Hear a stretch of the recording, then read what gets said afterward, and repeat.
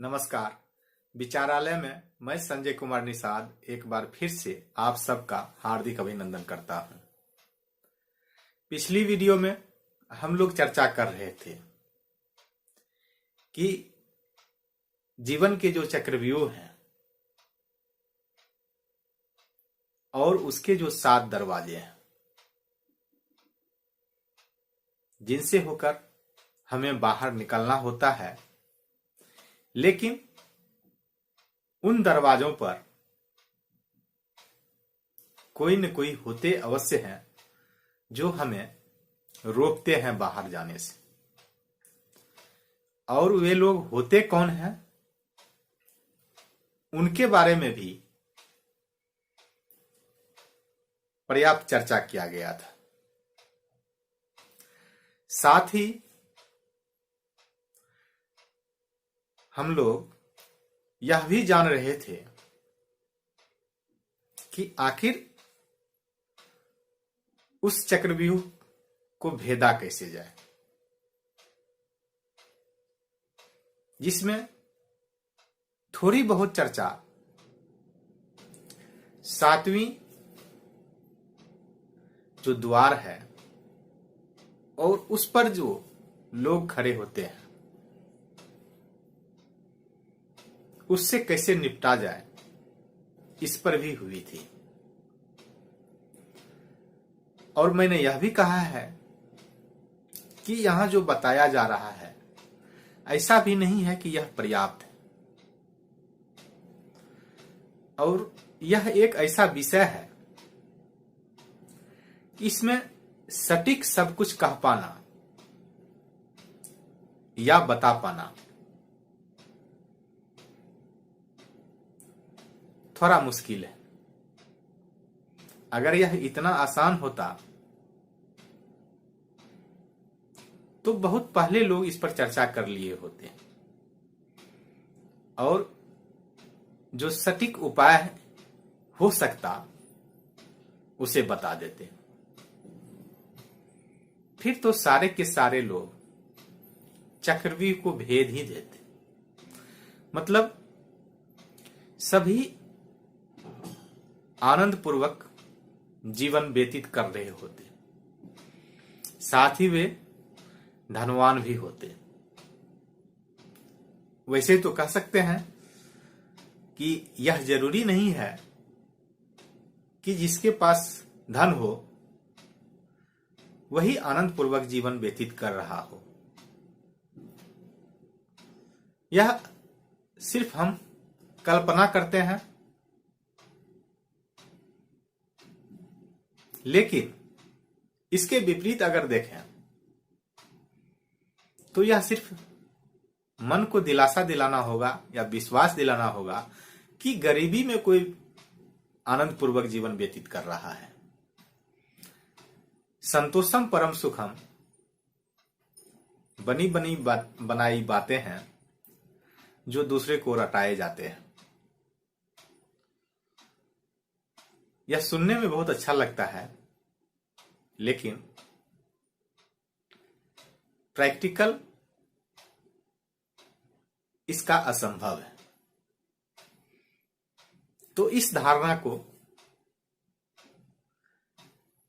सत्य नहीं माने कि संतोषम परम सुखम यानी संतोष ही परमानंद है या परम सुख है। यह मन को दिलासा दिलाने के लिए है या दूसरे को बरगलाने के लिए है, ठगने के लिए है। इस विचारधारा के या इस मान्यता के जो भी लोग हैं वह आपको भ्रमित कर रहे हैं, गुमराह कर रहे हैं, ठग रहे हैं। अगर जीवन का आनंद लेना हो या जीवन जीना हो तो धन तो चाहिए ही चाहिए, यानी कि हर हालत में सफल होना है। और सफल होने के लिए जो जीवन का चक्रव्यूह है उसको भेदना पड़ेगा, नहीं तो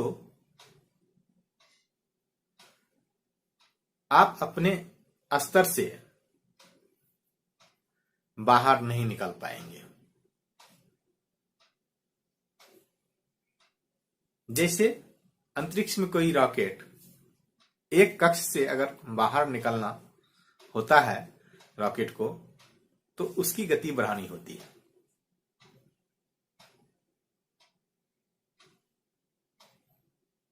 नहीं तो उस आकर्षण को भेद नहीं पाते हैं, आकर्षण को तोड़ नहीं पाते हैं।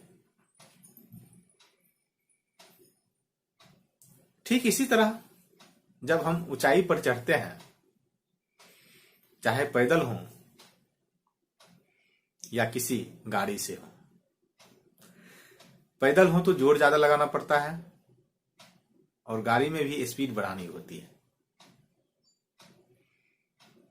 उसमें भी कुछ ज्यादा ऊर्जा की आवश्यकता होती है।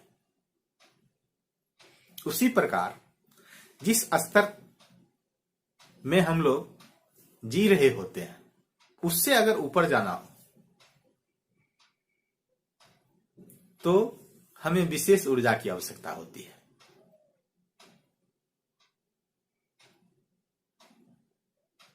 और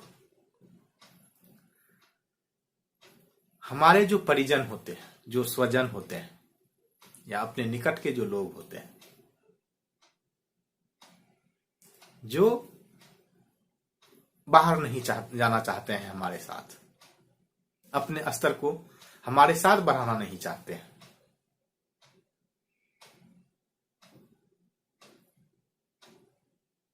वे क्या करते हैं? वे एक चक्रव्यूह बनाते हैं ताकि हम भी अपने स्तर को ऊपर नहीं उठाएं। हालांकि हमारी खुशी में वे शामिल होते हैं और उनको भी लगता है कि हम सफल हों। यह बात कल भी पिछली वीडियो में भी बताए थे कि सफलता चाहिए, लेकिन बड़ी सफलता नहीं चाहिए। मतलब इतनी तो चाहिए उनके पास कि जीवन यापन जिस स्तर से चल रहा है उस स्तर में चलता रहे, बहुत ज्यादा परिवर्तन नहीं हो। आगे चल के हम लोग यह भी जानेंगे कि बहुत ज्यादा परिवर्तन दुख का कारण भी होता है, क्योंकि उस अनुरूप लोगों को ढलना पड़ता है, बदलना पड़ता है, कष्टदायक होता है वह।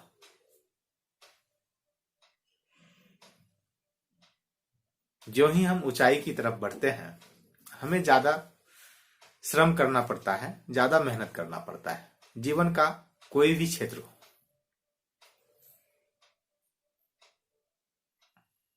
चाहे वह व्यवसाय में हो या सेवा में हो, जैसे जैसे पद या प्रतिष्ठा या व्यापार बढ़ता जाता है, तो उस अनुपात में जिम्मेदारी भी बढ़ती जाती है। असल में जो धन का उपार्जन होता है वह इसी अनुपात में होता है कि हम कितनी अधिक जिम्मेदारी ले सकते हैं या लेते हैं या ले पाते हैं या ले सकते हैं या ले रहे हैं। जो जिम्मेदारियों से दूर भागते हैं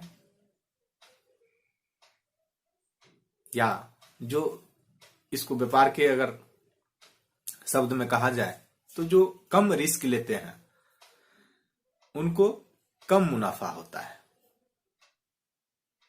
या सेवा के क्षेत्र में जिनके ऊपर जितनी अधिक जिम्मेदारी होती है उनका वेतन उतना अधिक होता है।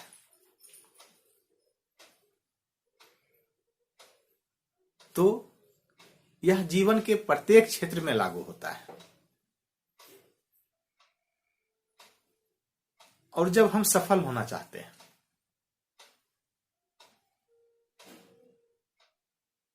तो कई ऐसी बातें होती हैं या हमारे साथ समानांतर रूप से घट रही होती है, जिसे हम समझ नहीं पाते हैं आखिर हो क्या रहा है।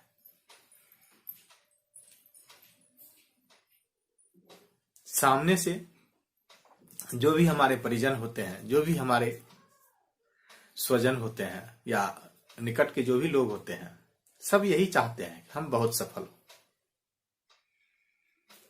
लेकिन वास्तविकता इसके विपरीत होता है।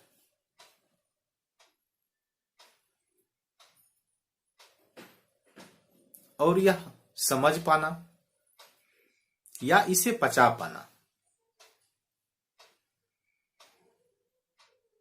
बहुत मुश्किल काम है।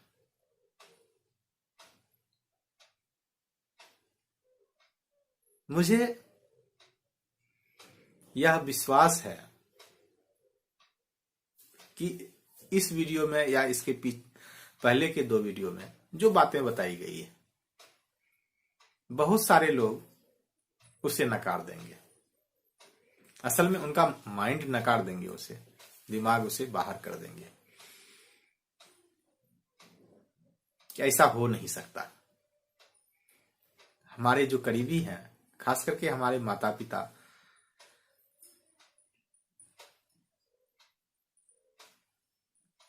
उस चक्रव्यूह में हमें उलझा के क्यों रखना चाहेंगे।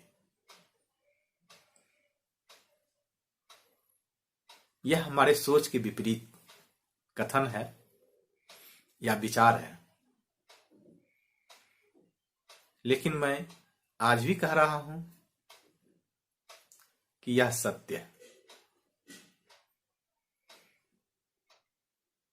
इसको जाने बगैर, इसको समझे बगैर मुझे नहीं लगता है कि कोई भी व्यक्ति अपने स्थिति को सुधार सकता है।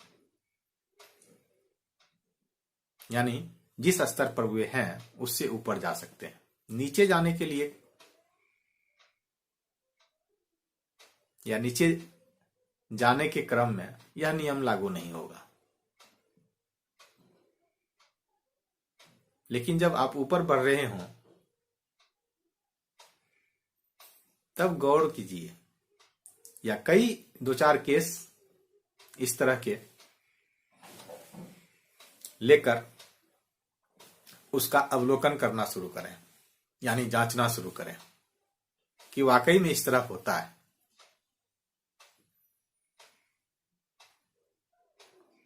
ज्यादातर लोग पारिवारिक कलह में अपना जीवन व्यतीत करते हैं, जो छलांग लगाते हैं जीवन में, मतलब जो बड़ा चेंज करते हैं अपने स्तर में। बहुत कम आपको मिलेंगे जिनके जीवन में संतुलन हो। दिखना और दिखाना अलग बात है, होना अलग बात है। उसे जानने के लिए आपको हो सकता है बहुत करीब से देखना होगा, दूर से अंदाजा नहीं लगा सकते। दूर से देखने में तो सिर्फ वह जैसे सिनेमा में अभिनय किया जाता है वैसा दिखेगा आपको, और अभिनय में कहीं भी त्रुटि की गुंजाइश नहीं होती है। कई बार रिटेक करके जो है दृश्य को फिल्माया जाता है, यानी कि एक जो दृश्य हम देखते हैं, एक जो सीन हम देखते हैं, उसको कई बार शूट किया जाता है और उसमें जो सर्वश्रेष्ठ होता है उसी को पर्दे पर लाया जाता है। तो उससे यह अंदाजा नहीं लगा सकते हैं कि वाकई में जीवन में यह इतना खुश है, इतना प्रेम है। वह तो नकली है।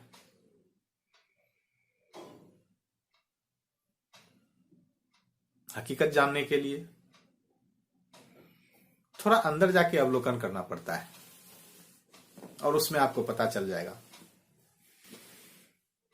कई अभिनेता व्यक्तिगत जीवन से संतुष्ट नहीं है,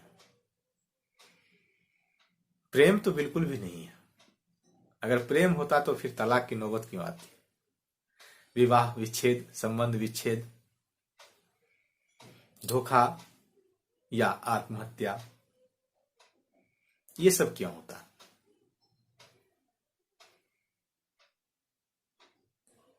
उस सबके पीछे यही होता है, चक्रव्यूह। जीवन की चक्रव्यूह या एक मेटाफोर है, काल्पनिक है नाम, लेकिन कहीं न कहीं हमें रोकते वही ताकत है जो हमारे अपने होते हैं। और मैं यह भी कह रहा हूं कि ऐसा नहीं कि उसे इग्नोर किया जाए, नकारा जाए, उसे जीवन से निकाल दिया जाए।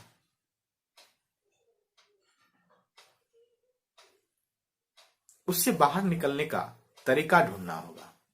और यह कोई ऐसा भी विषय नहीं है कि इसका तरीका ढूंढकर इसे सार्वजनिक कर दिया जाए कि सब लोग उसे मान लेंगे कि इस प्रश्न का यह हल है।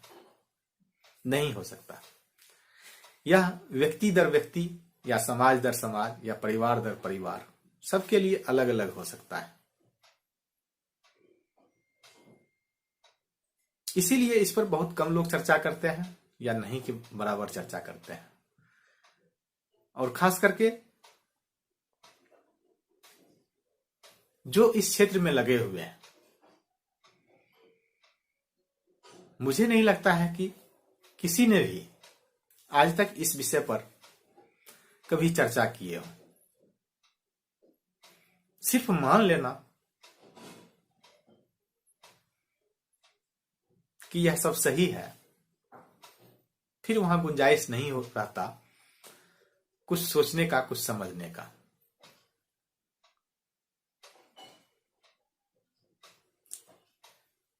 अगर आप विश्व के बड़े से बड़े घराने का अवलोकन करें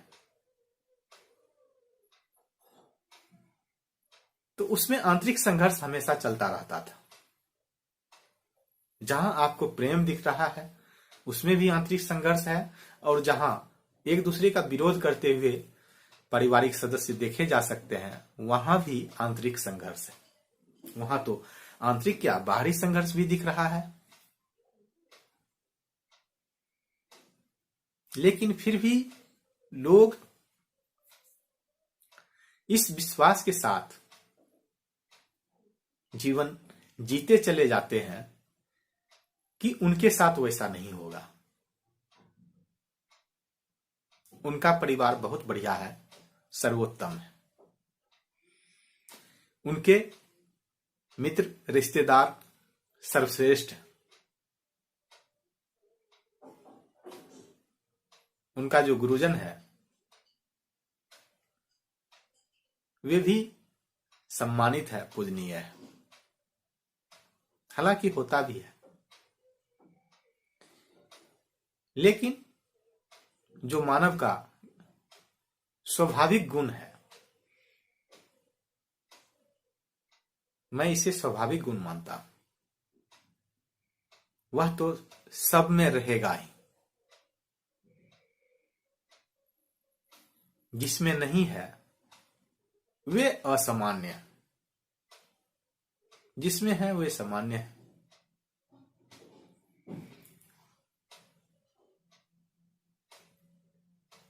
तो कुल मिला के हमें करना क्या है?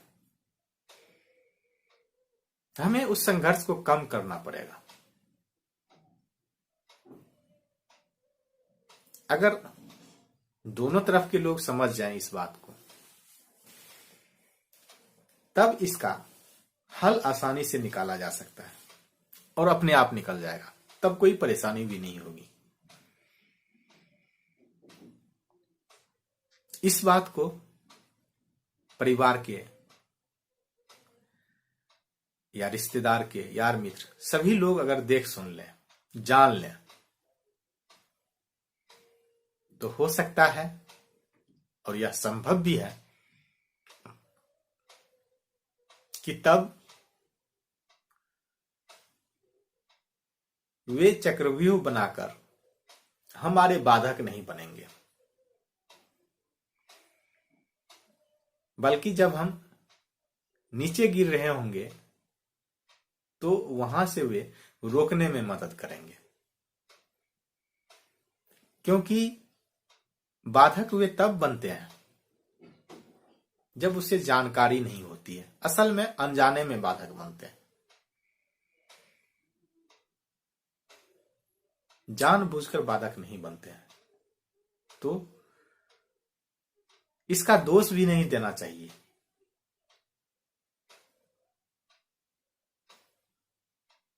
ऐसी बात नहीं है कि वे लोग जानबूझकर हमारे बाधक हैं कि आगे नहीं बढ़े। उनके साथ भी कहीं ना कहीं परेशानी है, वे भी कहीं ना कहीं घिरे हुए हैं। वे इस बात को नहीं समझ पा रहे हैं। इसलिए अपने डर को छिपाने के लिए, अपने डर को मिटाने के लिए वे हमारे बाधक बनते हैं। और इस बात को सोचने में या समझने में समय लगेगा। ऐसा भी नहीं है कि 2-4 मिनट में इस विषय पर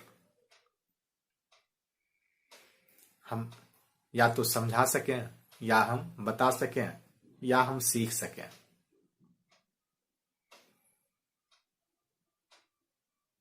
अगर समय नहीं देंगे तो बात बनेगी नहीं।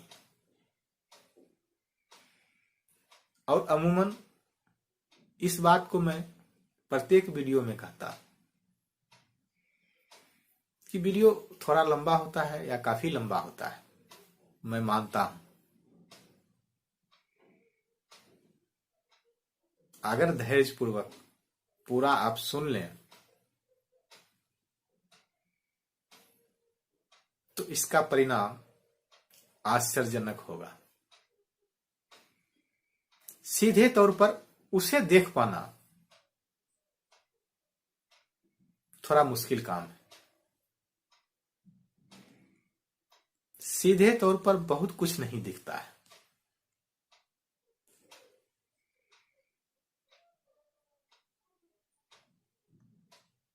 और जो भी जीवन में वृद्धि होती है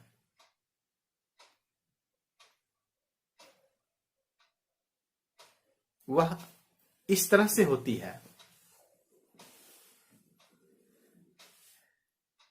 कि हम उसे देख नहीं पाते हैं।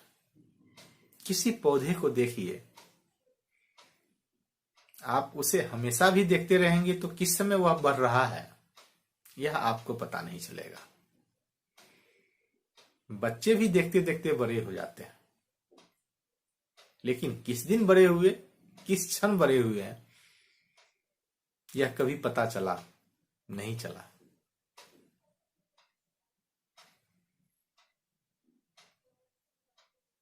हमारा सोचने का नजरिया, तरीका, ज्ञान, बुद्धि, विवेक, समझ और कई क्षमताएं हैं, उसमें भी कब वृद्धि होती है यह पता नहीं चलता है। हम सीखते रहते हैं, सीखते रहते हैं। कुछ बातें, कुछ चीजें ऐसे हैं कि जिसका सिर्फ हम लोग अवलोकन करते रहते हैं। और सीधे तौर पर अगर कहा जाए, यह पूछा जाए इससे क्या लाभ है, तो लाभ बता पाना मुश्किल काम है। जैसे जैसे लोग आधुनिक होते जा रहे हैं तो इस प्रश्न पर ज्यादा विचार किया जाता है कि सीधे तौर पर क्या लाभ है। अगर लाभ नहीं है, लाभ एकदम सा नहीं दिखता है, उस काम को नहीं किया जाए। बहुत ऐसी चीजें हैं कि जिससे एकाएक हम कुछ प्राप्त कर पा रहे हैं या नहीं कर पा रहे हैं, इसका सटीक जवाब देना मुश्किल होता है या असंभव होता है। इसलिए उस चीज को छोड़ दें। हमें सात्विक क्यों होना चाहिए, हमें सच क्यों बोलना चाहिए, या हमारे और कई सारे सद्गुण हैं उसको क्यों अपनाना चाहिए, उससे क्या लाभ है। कई बार यह भी लगता है, स्पष्ट रूप से दिखता है कि जो सद्गुणी नहीं थे वे भी जीवन में अपार संपत्ति भी हासिल किए, सफलता भी हासिल किए। ये बातें भी अनसुलझी पहेली की तरह बना रहता है। तो उस तरफ आज की चर्चा जो है आगे नहीं बढ़ाया जाए। हम सब सिर्फ इस बात पर चर्चा करें कि ये बातें बहुत लंबी हो रही है, इसका निष्कर्ष क्या हो सकता है। कुछ एक उपाय जो बताए जा रहे हैं या जो भी कारण बताया गया है, कारण भी और उसका निवारण भी एकदम सा सही नहीं लगेगा। लेकिन मैं बता क्यों रहा हूं, मैं इसीलिए बता रहा हूं जैसे कोई बीज आप पृथ्वी में या धरती में खेत में डाल दीजिए,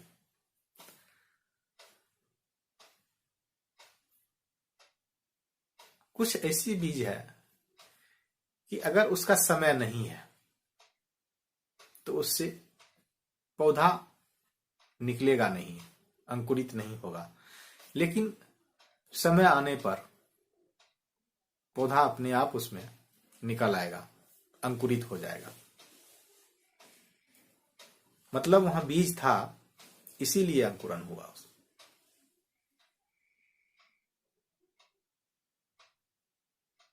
इस वीडियो से या मेरे चैनल पर जो भी वीडियो है उससे यही लाभ होगा।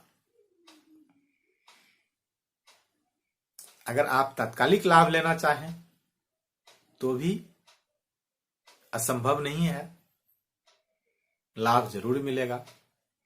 नहीं तो 2-4 बार अगर सुन लें इसे, समय आने पर आपको इससे लाभ अवश्य होगा, यह तो तय है।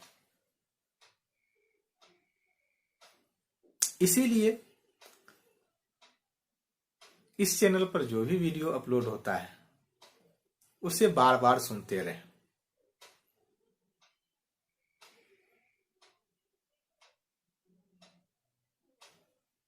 शुरू में आपको लगेगा कि यह हमारे काम का नहीं है,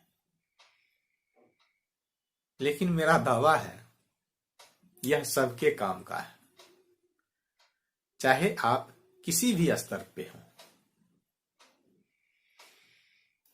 धनवान है तो भी, नहीं है तो भी, ज्ञानवान है तो भी, नहीं है तो भी, आपको इसकी आवश्यकता है। मैं दावे के साथ कहता हूं, बाकी अपनी अपनी मर्जी है।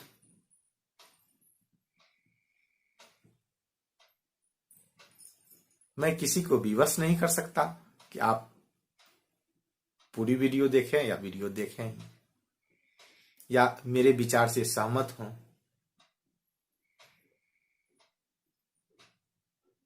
मैं तो सिर्फ अपना विचार रख रहा हूं कि कुछ लोगों को जरूर इसकी आवश्यकता तो सबको है, लेकिन कुछ लोगों को इससे लाभ होगा जो इसका श्रवण करेंगे यानी सुनेंगे। सभी नहीं सुनेंगे। आज हम चक्रव्यूह के जो पहला द्वार था उसके बारे में चर्चा करेंगे।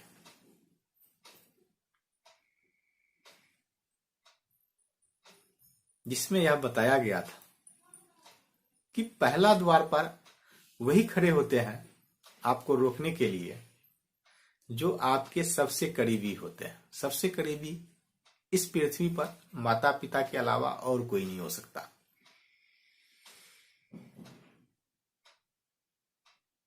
और वे रोकते हैं। जैसा कि आज मैंने बताया है, हालांकि उनकी इच्छा नहीं होती है। रोकने का वजह एक डर भी होता है। रोकने का क्या क्या वजह है, थोड़ा इस पर भी चर्चा कर ले।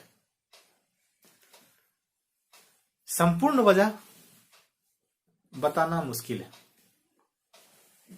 यह एक शोध का विषय हो सकता है।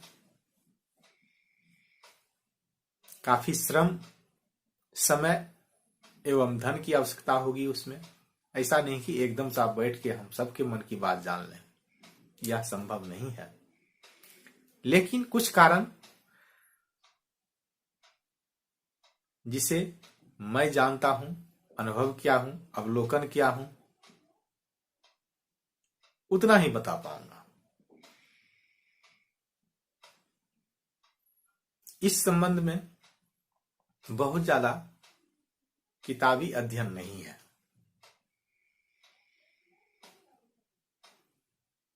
लेकिन रोकते कैसे हैं, या सफल होने से वंचित रखने में उसे क्या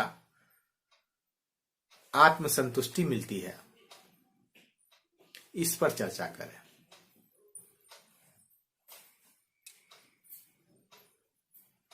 सबसे पहले नंबर पर आता है गुलाम बनने की और गुलाम बनाने की महत्वाकांक्षा।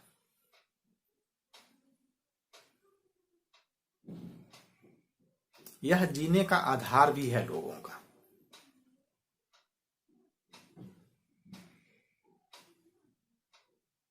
लोग धनवान बनते हैं सुख में जीवन जीने के लिए, यहां तक तो सही है। लेकिन उससे आगे की यात्रा गुलाम बनाने की जो प्रवृत्ति है उसी से शुरू होती है। मतलब कितने लोग हमारे अंडर या तो काम करते हैं, या व्यापार करते हैं, या हमारी बातों को मानते हैं।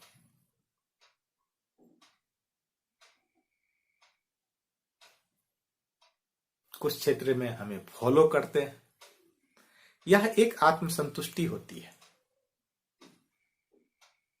और वही आत्मसंतुष्टि के लिए लोग घर में भी रोकते हैं एक दूसरे को।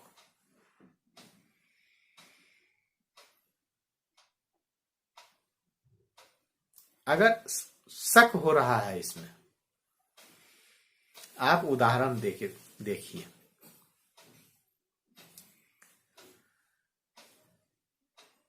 जितने भी विकसित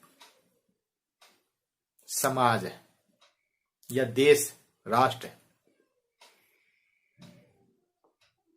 विकसित राष्ट्र में ज्यादातर परिवार के सदस्य भी स्वतंत्र होते हैं। बच्चे बालिग हो जाते हैं, माँ बाप को छोड़ देते हैं, अलग रहना शुरू करते हैं, अपना व्यापार करते हैं या अपना कोई सर्विस करते हैं। कुछ भी करके वह अपनी जो जीवन है उसकी जिम्मेदारी स्वयं ले लेते हैं। एक तरह से वह माता पिता पर भी बोझ नहीं बनते हैं, और माता पिता भी अनावश्यक रूप से उनके जीवन में हस्तक्षेप नहीं करते हैं विकसित देश में।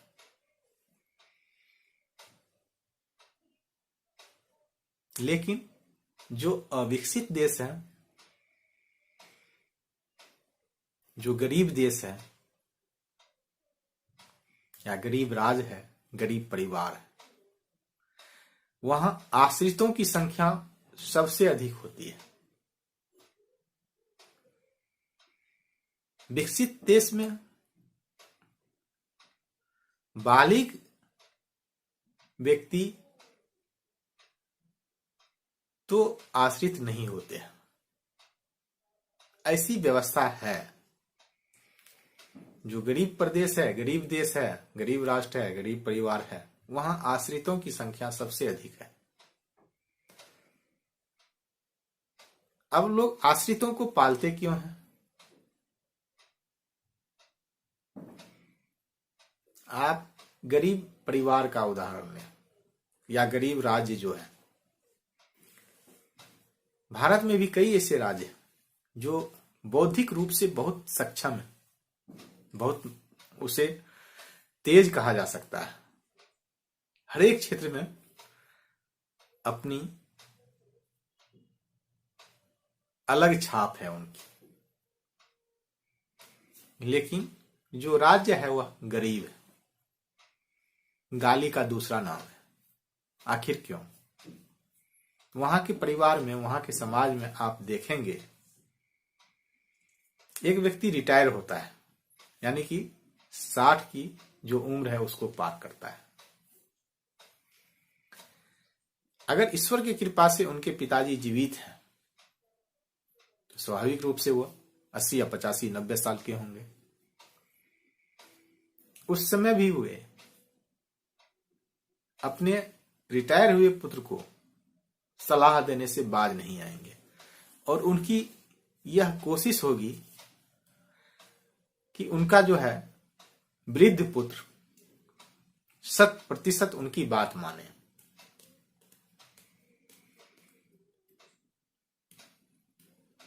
अब इससे अंदाजा आप लगाएं कि वह वृद्ध पुत्र स्वतंत्र कब होंगे। फिर वे भी अपने पुत्र के साथ, वही पुत्र अगर बोल रहे हैं तो अपने जो संतान है, हो सकता है पुत्री भी आ जाए उसमें, उनके साथ वे भी वही व्यवहार करेंगे।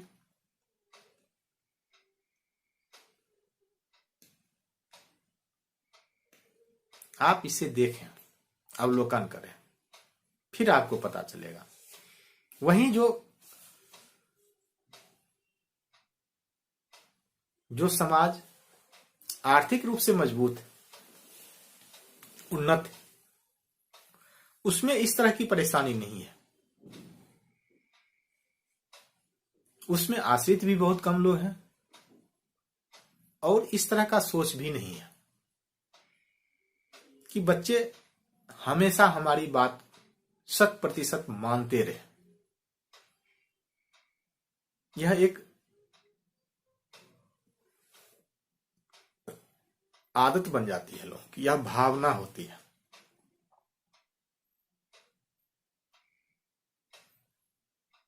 और इसका आप कहेंगे यह अच्छी बात है, बड़ों का आदर करना चाहिए। यही सोच के लोग घूम रहे हैं गोल गोल। मेरा अनुभव अपना है, जो हमसे बाद की पीढ़ी है वह उसी तरह है जैसे इलेक्ट्रॉनिक आइटम में अपडेट वर्जन आते हैं। इस बात को मानना पड़ेगा।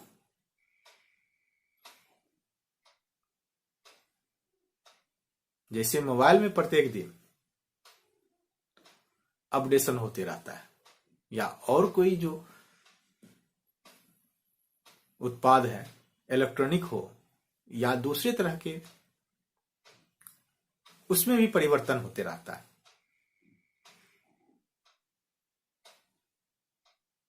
ठीक उसी तरह मानव में भी है। हर बच्चा कुछ न कुछ नया अपडेट लेके आता है।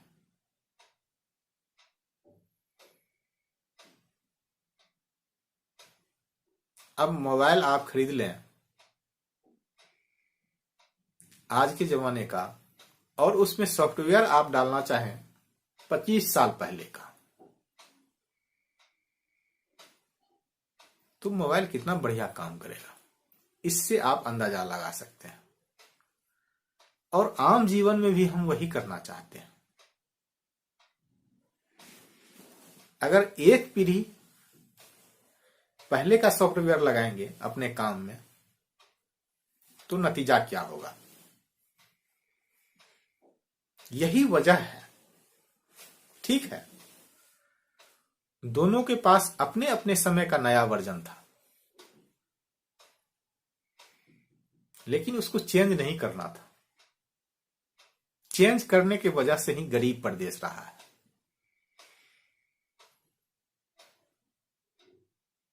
इस बात को बहुत कम लोग जानते हैं, लेकिन बताएंगे कोई नहीं।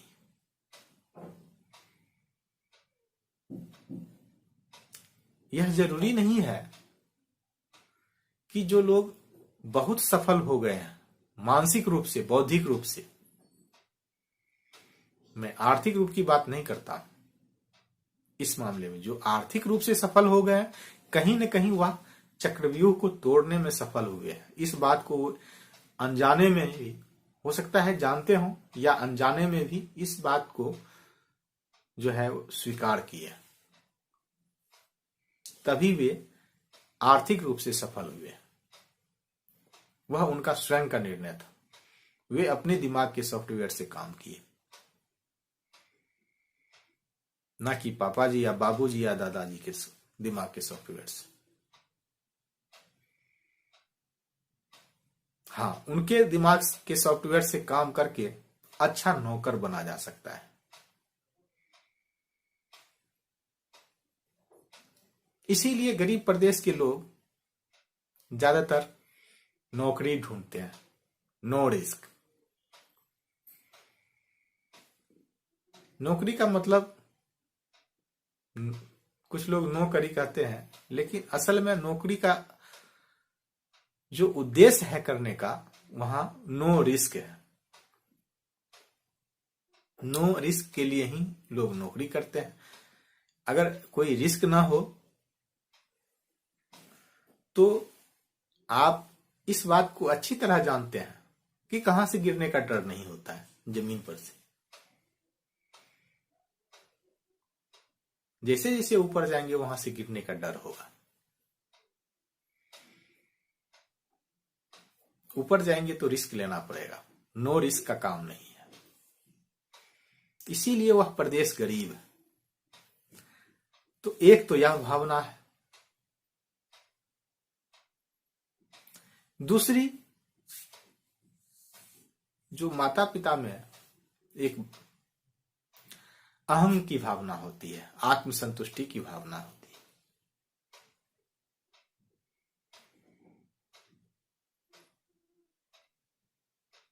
है। गुलाम बनाने की प्रवृत्ति तो हुई, आत्मसंतुष्टि,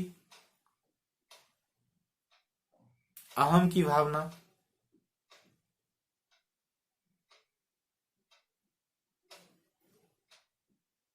और जगह हुए हो सकता है सर्वश्रेष्ठ न बन पाए।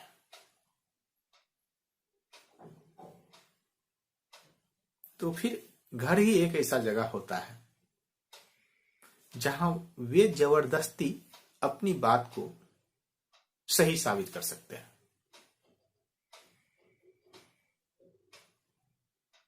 इसलिए कई ऐसे संवाद आप देखेंगे, सुनेंगे कि जहां दोनों एक दूसरे के विरोध में रहते हैं। जो दोनों के सोचने का तरीका है, सामने वाला अगर सही बोला, व्यवहारिक रूप से जो सही है, वह दूसरे को पसंद है तो भी वह उसका विरोध करेंगे, जिसे राजनीति में कहते हैं विरोध के लिए विरोध करना। वह संघर्ष चलते रहता है। यह संघर्ष तो आप अनुभव करेंगे प्रत्येक स्वजनों के लिए होता है, चाहे वह गाढ़ी मित्रता हो, मित्र हो, रिश्तेदार हो, सबके साथ होता है।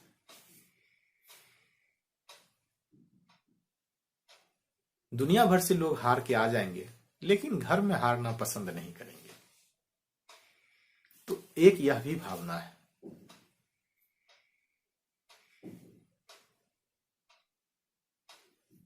एक कुछ लोगों में यह प्रथम स्थान पर होता है और कुछ लोगों में यह 2-4 स्थान नीचे आगे पीछे हो सकता है कि जो काम हम नहीं कर सके वह अपने बच्चों पर लादना या थोपना,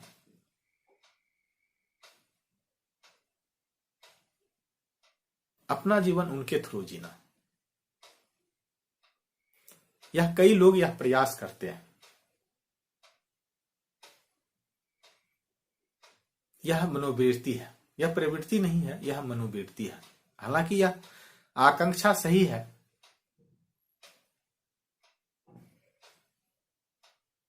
लेकिन इसमें कहीं ना कहीं परेशानी है कि हम जहां तक सफल होना चाहते हैं अपने विचार को लेकर, दूसरों के विचार को लेकर वहां तक सफल हो जाए, इसमें संदेह है।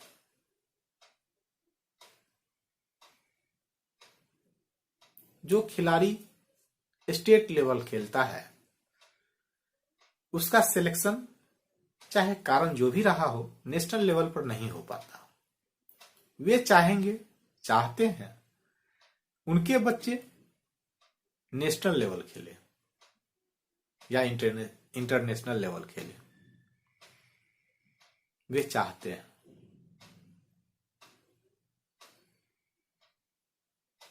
इसी तरह सेवा के क्षेत्र में या इसी तरह व्यापार के क्षेत्र में भी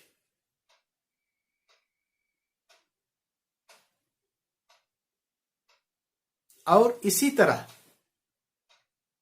राजनीति में भी होता है। इसका बढ़िया उदाहरण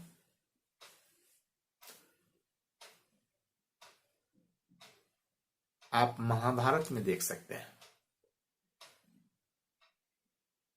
उस स्थिति में लोग अपना सब कुछ भी गंवाने के लिए भी तैयार हो जाता है।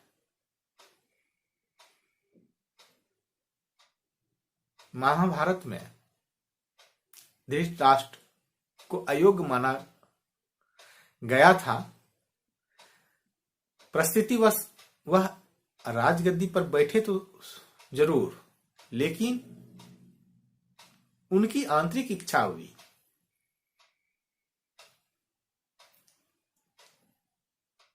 कि वे पुत्र के रूप में एक बेहतर राजा हो, उस जिंदगी को जिए।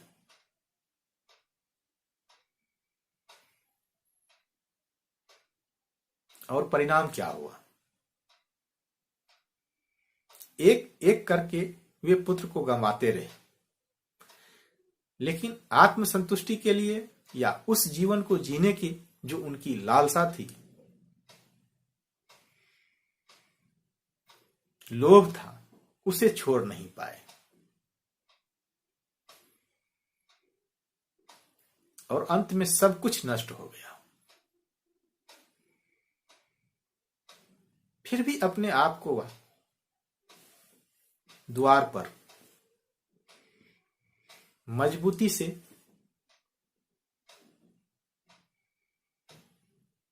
रक्षा में लगाए रहा।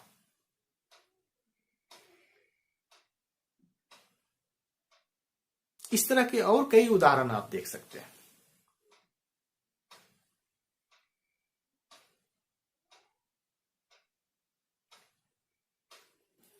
उसे सही कहें या गलत कहें, और हमें आज भी कहानियों के माध्यम से हमें पढ़ाया जाता है, सिखाया जाता है भीष्म पितामह के बारे में।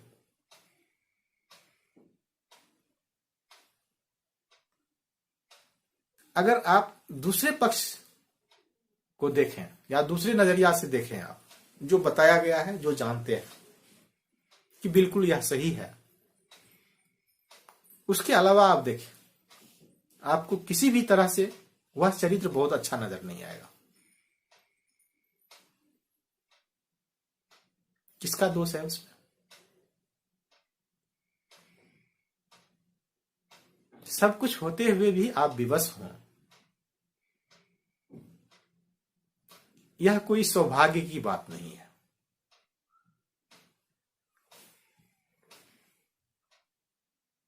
कुछ लोगों का यह भी तर्क होगा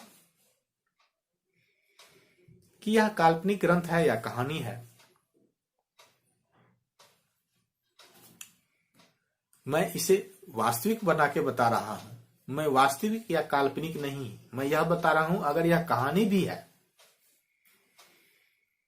तो भी इस तरह से हमारे आम जीवन में घटनाएं घटित होती है। आप उसे देख सकते हैं। रामायण काल्पनिक हो या वास्तविक हो, महाभारत काल्पनिक हो या वास्तविक हो, यह एक अलग चर्चा का विषय है, लेकिन उस तरह की घटनाएं आज भी घटित होती है।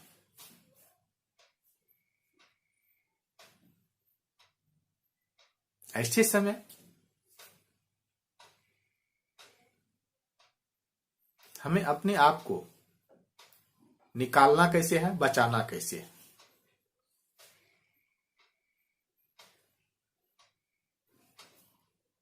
अगर अपने प्रियजन की मांग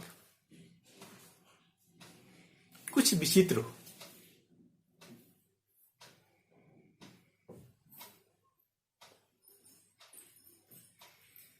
इस किसी भी तरीके से इसको जस्टिफाई नहीं किया जा सकता है।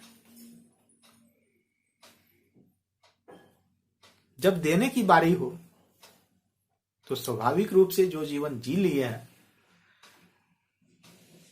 त्याग उनको करना चाहिए, न कि जो शुरुआत कर रहे हैं जीवन का उसको शिक्षा दें हम कि आप त्याग करो, तुम त्याग करो।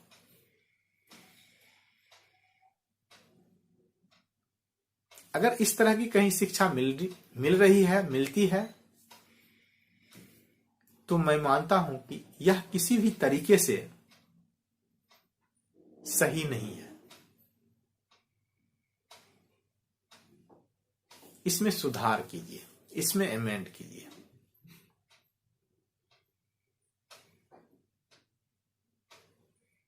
और इन बातों को जाने बगैर, इन बातों को जीवन में बगैर अपनाए आगे नहीं बढ़ा जा सकता है। अगर बढ़ सकते थे तो एक से एक स्कूल कॉलेज है, एक से एक विद्वान लोग हैं। कई राज्य ऐसे हैं जहां विद्वानों की कमी नहीं है। दूसरी ओर वहां नौकरों की भी कमी नहीं है, मजदूरों को भी की भी कमी नहीं है। क्यों?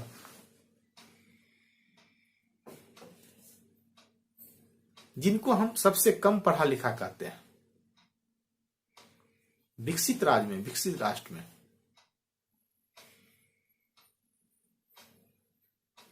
वहां लोग स्वतंत्र हैं।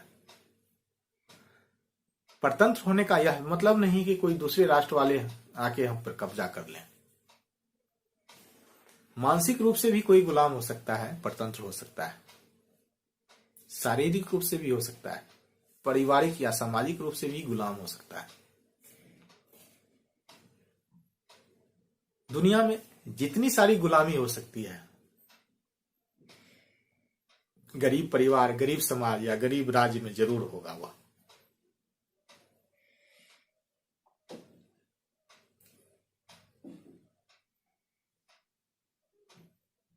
फिर इसका निराकरण कौन करेंगे और कब करेंगे? इस पीढ़ी के लोग अगर नहीं सीख पाएंगे, जहां सारे संसाधन उपलब्ध हैं, रोज शाम में बैठ जाएंगे न्यूज चैनल में जो मानसिक गुलाम बना रहे हैं, असलियत बताते हैं कभी कोई, उसे खुद पता नहीं है।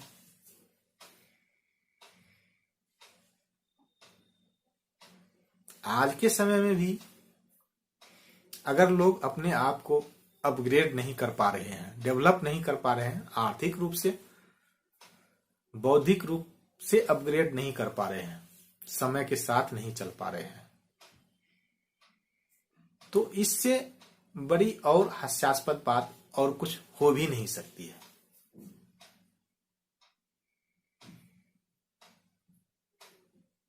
लोगों को समय नहीं है, 1 घंटा या 2 घंटा दें, अपने जीवन को सुधारने के बारे में सोचें। सुधारने का मतलब अपग्रेड करने के बाद, ऊपर उठाने के बारे में सोचें। परिणाम, एक तरफ संसाधनों की कमी नहीं है, लोग रिकॉर्ड बनाते जा रहे हैं, अमीर और अमीर और अमीर। दूसरी तरफ फौज खड़ी कर रहे हैं, किनकी? इनको सब्सिडी दो, अनाज के साथ तेल भी, साबुन भी। इससे और दुखद बात कुछ नहीं हो सकती है। आज के समय में भी किसी को दान देकर आप जिंदा रख रहे हैं।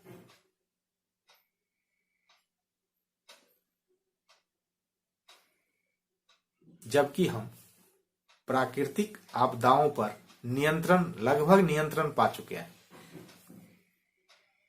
पूर्ण रूप से नियंत्रण तो नहीं कर पाएंगे, वह संभव भी नहीं है, लेकिन लगभग नियंत्रण कर चुके हैं।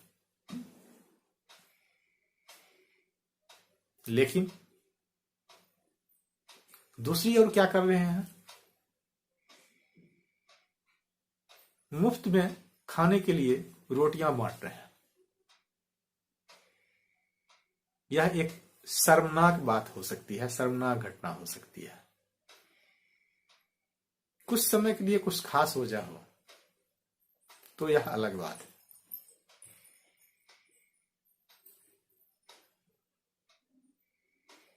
यह नहीं कि सिर्फ निचले स्तर तक हम सब्सिडी दे रहे हैं, उच्च स्तर पर भी दे रहे हैं।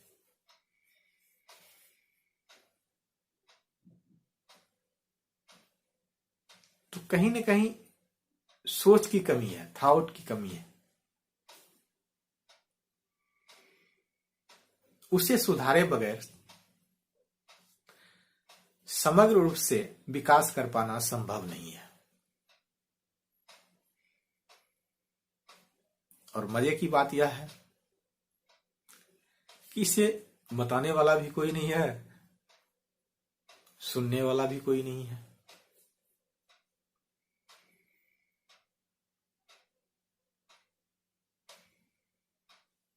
और अगर चर्चा करें कि क्या क्या कारण हो सकता है,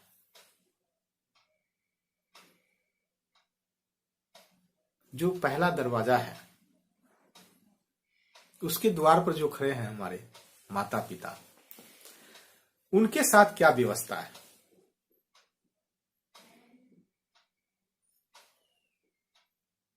एक और सबसे बड़ी व्यवस्था होती है, कारण होता है, उस पर भी चर्चा करें।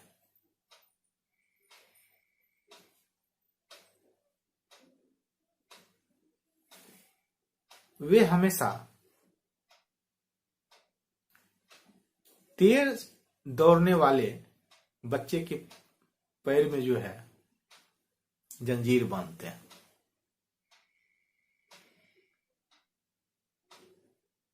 ताकि वह अपने भाई बहनों के साथ चल सके। मतलब सीधे तौर पर कहा जाए, वे चाहते हैं कि उनके सभी संतान जो है वह एक समान हो। इस वजह से भी वे जो है चक्रव्यूह बनाए रखते हैं। अंदर से उनकी ये इच्छा होती है कि कोई बहुत ज्यादा आगे नहीं निकल जाए। अगर जो निकल जाए उसे किसी तरह उससे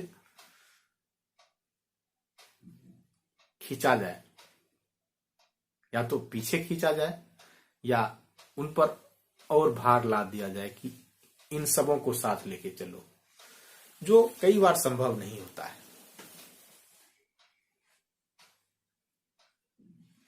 इससे भी बचने का रास्ता,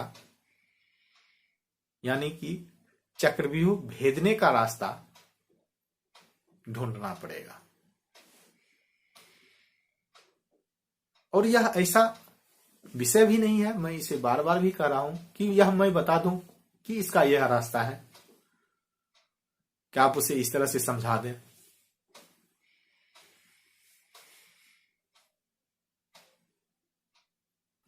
अगर इसका रास्ता कुछ होता तो यह कई सारे प्रोफेशनल आ जाते इस क्षेत्र में बताने के लिए, वे बता नहीं पा रहे हैं। मैं कई लोगों को सुनते रहता हूं, मैं भी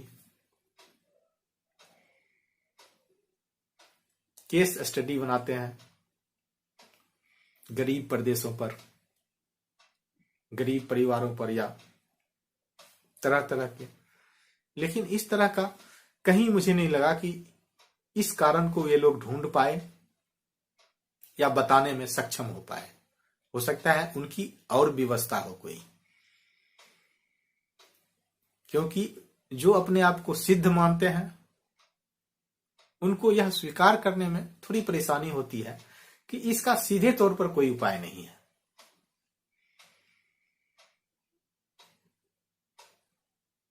जैसे कोई भी डॉक्टर यह नहीं कहेंगे कि उनसे किसी बीमार व्यक्ति का इलाज नहीं हो पाएगा, सीधे तौर पर वे नहीं कहते हैं।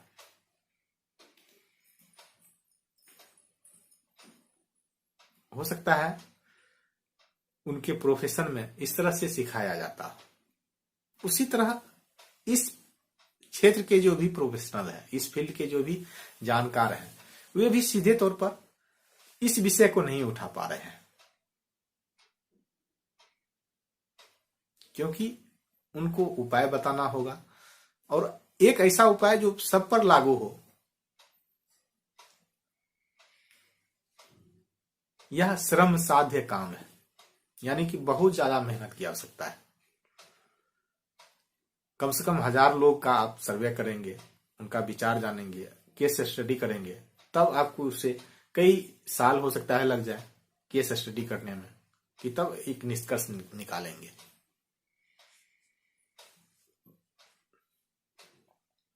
ये चुटकी बजा के नहीं हो सकता है, क्योंकि इस तरह की जो रिसर्च है पहले कभी नहीं हुई है, जहां तक मुझे ज्ञात है। तो उपाय स्वयं ढूंढना है। जो पूरा घंटा भर बात करने का मेरा जो मकसद है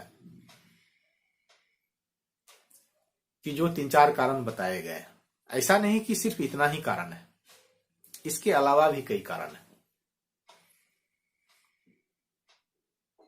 और सुरक्षा की भावना भी होता है कि वह आगे निकल गया, कहीं कहानी कविता सुन लिए या सिनेमा वगैरह में देख लिए कि बहुत ज्यादा सफल हो गए बच्चे, फिर परिवार से दूर हो गए, उनकी व्यवस्था है, फिर छोटी छोटी खुशियों में या छोटे छोटे जो दुख होते हैं उसमें भी शामिल नहीं हो पाते हैं। इस वजह से भी चाहते हैं कि हमारे साथ रहे, और इस तरह की कई बातें हो जाएगी आपको। अब आप अगर इस विषय पर सोचना शुरू करेंगे, समझना शुरू करेंगे, कई सारे कारण आप ढूंढ लेंगे, स्वयं ढूंढ लेंगे। और जब आप कारण ढूंढ लेंगे, निवारण भी आपको ही ढूंढना है, जो इस तरह से नहीं हो कि बिल्कुल हम कट जाएं, अलग हो जाएं, और इस तरह से भी ना हो कि हम बिखर जाएं, टूट जाएं, कमजोर पड़ जाएं। बीच का रास्ता निकालना है।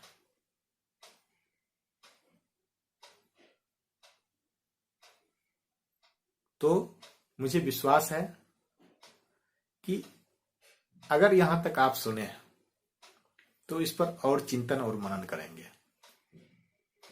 यह वीडियो अधूरा ही है, इसे पूरा आप लोग स्वयं करेंगे। आज के लिए बस इतना ही। यहाँ तक सुनने के लिए, यहाँ तक साथ देने के लिए आप सबका बहुत बहुत धन्यवाद, धन्यवाद, धन्यवाद।